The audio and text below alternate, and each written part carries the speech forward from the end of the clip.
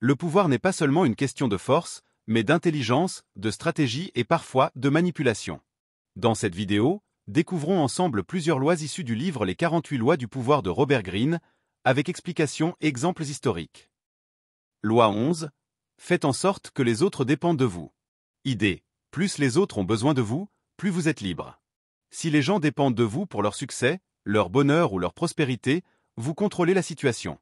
Exemple. Steve Jobs rendait ses équipes et ses clients dépendants de l'écosystème Apple. Résultat, impossible de s'en passer, et Apple gardait son pouvoir. Loi 12. Utilisez l'honnêteté et la générosité sélective. Idée. Un geste sincère peut masquer des dizaines de manœuvres intéressées. Une petite générosité stratégique fait baisser la garde des autres. Exemple. Les Grecs offrirent aux Troyens le fameux cheval de bois comme cadeau. Cet acte de générosité n'était qu'un piège fatal. Loi 13. Quand vous demandez de l'aide, touchez l'intérêt personnel. Idée. N'appelez jamais à la gratitude ou à la pitié. Les gens répondent quand ils y gagnent quelque chose. Montrez-leur le bénéfice qu'ils auront à vous aider. Exemple, Benjamin Franklin demandait à un rival de lui prêter un livre. En lui donnant ce rôle utile, il flattait son ego et gagnait son amitié. Loi 14. Jouez l'ami mais agissez comme un espion. Idée. L'information est le cœur du pouvoir. En vous liant d'amitié, vous pouvez découvrir les faiblesses, intentions et secrets des autres. Exemple, Catherine de Médicis utilisait des espions déguisés en serviteurs ou artistes pour obtenir des informations cruciales sur ses rivaux. Loi 15. Écrasez totalement votre ennemi. Idée. Ne laissez jamais un ennemi en vie ou affaibli. Il reviendra un jour se venger. La victoire doit être totale. Exemple, Rome détruisit Carthage et rasa la ville pour être sûr que la menace ne renaîtrait jamais. Loi 16.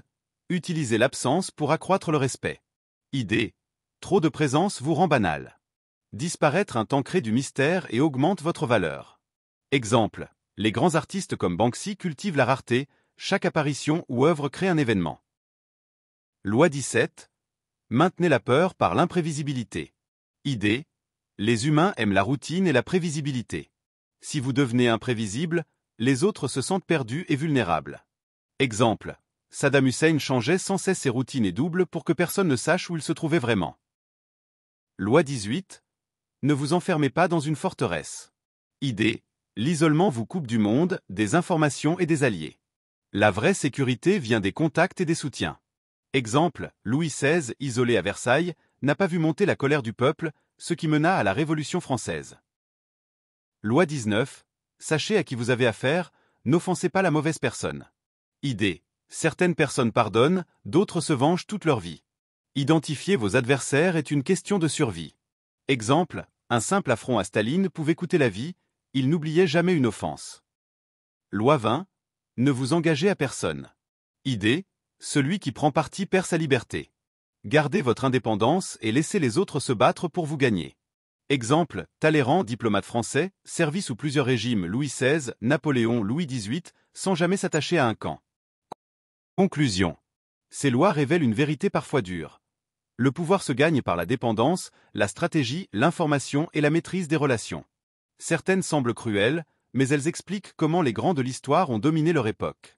Laquelle de ces lois vous paraît la plus utile aujourd'hui? Dites-le moi dans les commentaires.